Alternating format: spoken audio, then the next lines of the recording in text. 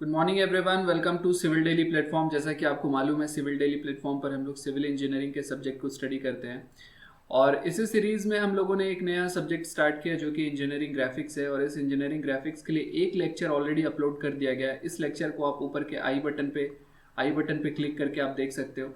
आज बात करते हैं, आज के क्लास में हम लोग कवर करने वाले हैं ये जो टॉपिक है। ये लास्ट लेक्चर में कवर किया गया था, जहाँ पर हम लोगों ने इंजीनियरिंग ड्राइंग क्या है इसको हमने समझा था, सिलेबस क्या है इसके लिए वो देखा था हमने, मार्किंग स्कीम को हमने समझा था, प्रोजेक्शन क्या होती है इसे हमने देखा था, टाइप्स ऑफ प्रोजेक्शन को देखा था, ऑर्थोग्राफिक प्रोजेक्शन क्या है, टाइप्स ऑफ ऑब्जेक्ट क्या है और लोकेटिंग एन ऑब्जेक्ट, ये हम लोग देखने वाले थे।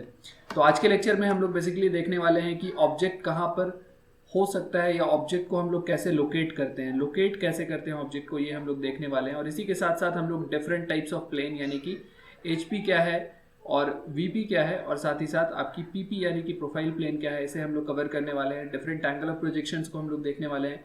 2 प्लेन्स और 3 प्लेन्स के कंसेप्ट को हम लोग आज के क्लास में क्लियर करने वाले हैं। चलिए आगे चलते हैं। सबसे पहले बात करते हैं कि for locating an object exactly, किस कोई भी ऑब्जेक्ट कहाँ पर है इसे लोकेट करने के लिए बेसिकली हमें क्या ज़रूरत होती है, हमें 3 डिफरेंट प्लेन्स की ज़रूरत होती है, जो कि आपका हॉरिजेंटल प्लेन है, वर्टिकल प्लेन है और प्रोफाइल प्लेन है। प्रोफाइल प्लेन को ऑक्सिलरी प्लेन भी बोला जाता है। इसे हम लोग कुछ इस तरीके से देख सकते हैं कि हमें इस तरह की 3 डिफरेंट प्लेन की ज़रूरत होती है। वर्टिकल प्लेन चाहिए होता है, हॉरिजेंटल प्लेन चाहिए होता है और साथ ही साथ प्रोफाइल प्लेन चाहिए होता है।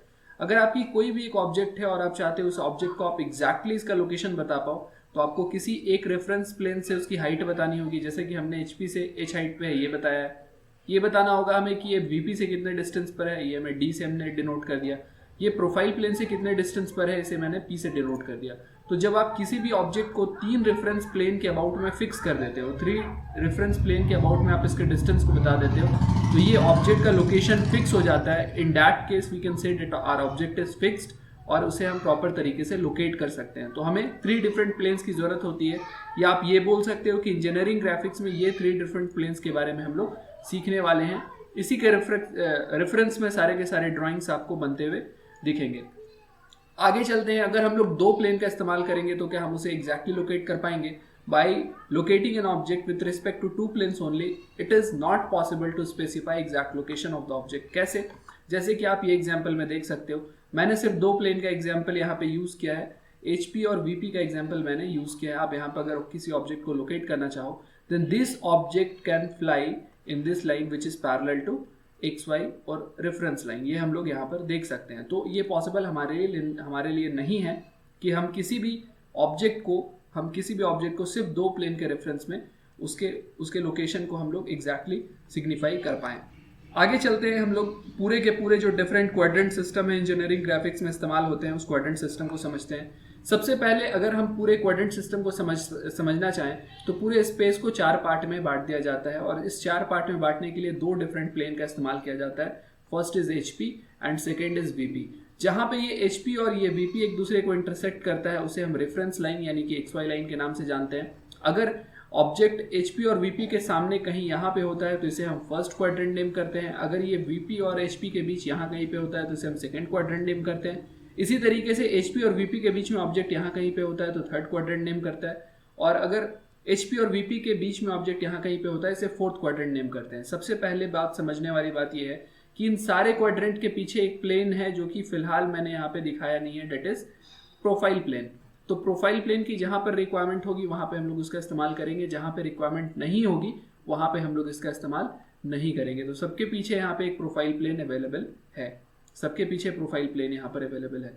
चलिए आगे चलते हैं और बात करते हैं कि अगर ऑब्जेक्ट आपकी फर्स्ट क्वाड्रेंट में है, ऑब्जेक्ट यहाँ कहीं पे अगर आपकी अवेलेबल है, फर्स्ट क्वाड्रेंट में अवेलेबल है, तो इसे आप क्या नेम करोगे? अगर ऑब्जेक्ट फर्स्ट क्वाड्रेंट में अवेलेबल है तो हम लोग यहाँ पर देख रहे हैं कि ऑब्जेक्ट एचपी से ऊपर है, एचपी के ऊपर है और ये जो वर्टिकल प्लेन है इसके सामने है। तो हम लोग यहाँ पे क्या बोलेंगे कि ऑब्जेक्ट एचपी के ऊपर और वीपी के सामने है। We can say object in the first quadrant is above the HP and in front of VP.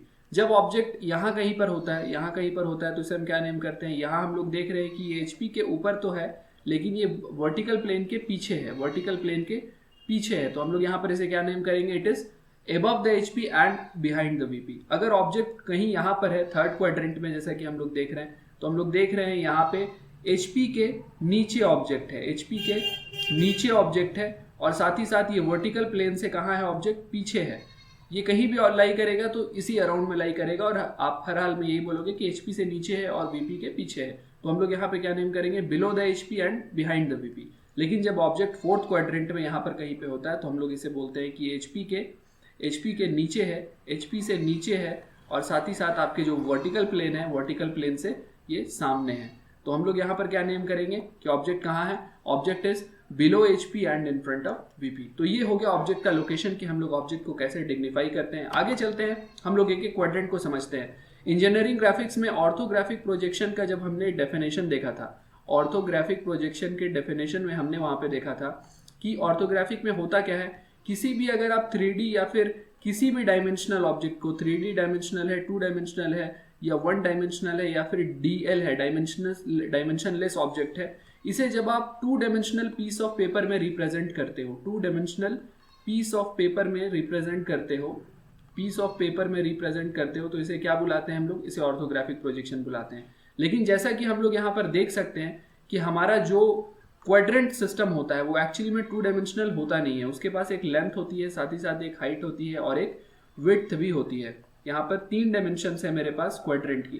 तो चूंकि ये 3 डायमेंशनल है तो इसे सबसे पहले क्या करना पड़ेगा, 2D में कन्वर्ट करना पड़ेगा। And for converting it into 2D what we do, we just rotate our HP in clockwise direction. HP को जब क्लॉकवाइज डायरेक्शन में रोटेट करते हैं तो ये कुछ कन्वर्ट हो जाता है इस तरीके से। हम लोग देख सकते हैं ये हमारी XY लाइन है, और XY लाइन के ऊपर आपका वर्टिकल प्लेन चला जाता है, HP नीचे चला जाता है। जबकि हम लोग सेकंड क्वाड्रेंट में बात करें, सेकंड क्वाड्रेंट में भी आप अगर HP को उसी प्रिंसिपल से क्लॉकवाइज डायरेक्शन में रोटेट करोगे तो यहाँ पर दोनों की दोनों प्लेन जो है XY के ऊपर चली जाती है। कहने का मतलब ये है कि यहीं पर HP और यहीं पर VP चला जाता है। नेक्स्ट क्वाड्रेंट के बारे में बात करोगे, थर्ड क्वाड्रेंट के बारे में, यहाँ पर भी HP को कैसा रोटेट किया जाता है, HP को क्लॉकवाइज रोटेट किया जाता है, and in this case HP will be ऊपर and your VP will be नीचे। आसान तरीके से हम लोग बिल्कुल एकदम समझ रहे हैं। नेक्स्ट क्वाड्रेंट पे चलते हैं। Next is fourth quadrant. यहाँ पर भी HP ये है, ये हॉरिजॉन्टल प्लेन है, इसे क्लॉकवाइज डायरेक्शन में जब रोटेट करेंगे तो दोनों की दोनों यानी कि आपकी HP और दोनों की दोनों यानी कि VP दोनों नीचे बनती है। अब इन सारे चीज़ों से हमें एक चीज़ तो बहुत अच्छे से समझ में आ गया होगा। हम लोग जानते हैं कि हमारे पास जो 2 डिफरेंट प्लेन है, यानी कि हमारे पास जो HP और VP अवेलेबल होता है, अगर कोई भी एक ऑब्जेक्ट हमारा यहाँ पे लाई कर रहा है, कोई भी एक ऑब्जेक्ट है, तो इस ऑब्जेक्ट का जो टॉप व्यू आप ऊपर से जो देख रहे हो, नीचे में टॉप व्यू बनता है। यानी कि यहाँ पे आपकी जो टॉप व्यू है HP पे बनती है। HP पे क्या बनती है आपकी, HP पे टॉप व्यू बनती है। और जो आपका सामने यहाँ पे इसका कुछ प्रोजेक्शन होने वाला है, या यहाँ इसे हम लोग इस तरफ से देखेंगे तो हम लोग इसे फ्रंट व्यू बुलाते हैं। और फ्रंट व्यू आपका हमेशा जो आपका वर्टिकल प्लेन है उस पर बनता है। तो हम लोग यहाँ से एक चीज़ देख सकते हैं कि टॉप व्यू जो हमेशा से बनता है वो किस पे बनता है, वो आपकी HP पे बनता है। और जो आपकी फ्रंट व्यू बनती है वो हमेशा VP पे बनती है। अब हम लोग आगे चलते हैं और बात करते हैं कि किस क्वाड्रेंट सिस्टम का इस्तेमाल क्यों किया जाता है, कहाँ पर किया जाता है। ब्यूरो ऑफ इंडियन स्टैंडर्ड के हिसाब से जो क्वाड्रेंट सिस्टम हम लोग इंडिया में इस्तेमाल करते हैं वो फर्स्ट क्वाड्रेंट होता है।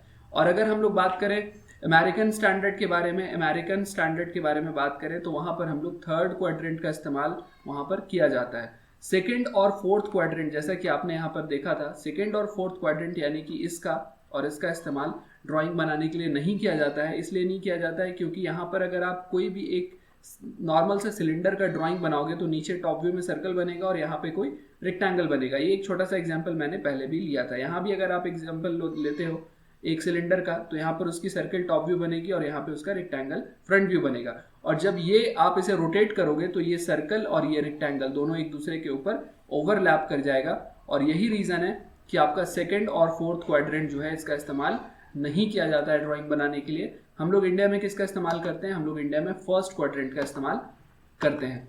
आगे चलते हैं, हम लोग बात करते हैं फर्स्ट एंगल और थर्ड एंगल ऑफ प्रोजेक्शन को हम लोग कैसे डिनोट करते हैं। सिंपल सी बात है, जब हम लोग ड्राइंग कर रहे हैं, आपने देखा फर्स्ट क्वाड्रेंट और सेकंड क्वाड्रेंट जो है, थर्ड क्वाड्रेंट जो है, वो दोनों एक दूसरे का बिल्कुल उल्टा है। फर्स्ट क्वाड्रेंट में फ्रंट व्यू आपका यहाँ कहीं पे बन रहा है जो कि आपका वर्टिकल प्लेन है, और यहाँ पे आपकी हॉरिजॉन्टल प्लेन है, और यहाँ पे आपका टॉप व्यू बन रहा है। जबकि ये वाले प्लेन में टॉप व्यू यहाँ पर बन रहा है और ये आपकी हॉरिजॉन्टल प्लेन है, ये आपका यहाँ पर इसका फ्रंट व्यू बन रहा है और ये आपकी क्या है, वर्टिकल प्लेन है।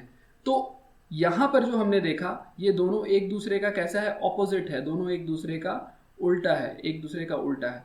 तो बिल्कुल अगर हम लोग कोई भी ड्राइंग जो कि फर्स्ट क्वाड्रेंट में बनाते हैं, फर्स्ट क्वाड्रेंट में अगर हम कोई भी ड्राइंग बनाते हैं और उसी ड्राइंग को हम थर्ड क्वाड्रेंट में बनाएंगे, तो उसका जो प्रोजेक्शन होगा वो क्या होगा, वो एक दूसरे का उल्टा होगा। तो ये हमारे लिए बहुत इंपॉर्टेंट है कि हम लोग दोनों क्वाड्रेंट में जो भी ड्राइंग्स बना रहे हैं उसे हम प्रॉपर तरीके से डिग्निफाई करें। शीट में हमें लिखना पड़ता है कि हम कौन से क्वाड्रेंट का इस्तेमाल कर रहे हैं।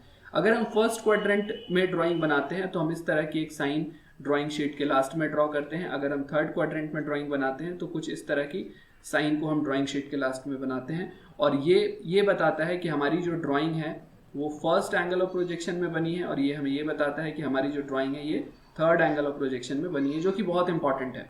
आगे चलते हैं और बात करते हैं कि हमारा जो डिफरेंट एंगल ऑफ प्रोजेक्शन है वो कैसे वर्क करता है। इसके लिए हमने एक एग्जाम्पल ले लिया है। आप एग्जाम्पल यहाँ पर देख सकते हो कि हमने यहाँ पर दो प्लेन को दिखाया है। ये आपकी हॉरिजॉन्टल प्लेन है और ये आपकी वर्टिकल प्लेन है और ये आपकी हॉरिजॉन्टल प्लेन है।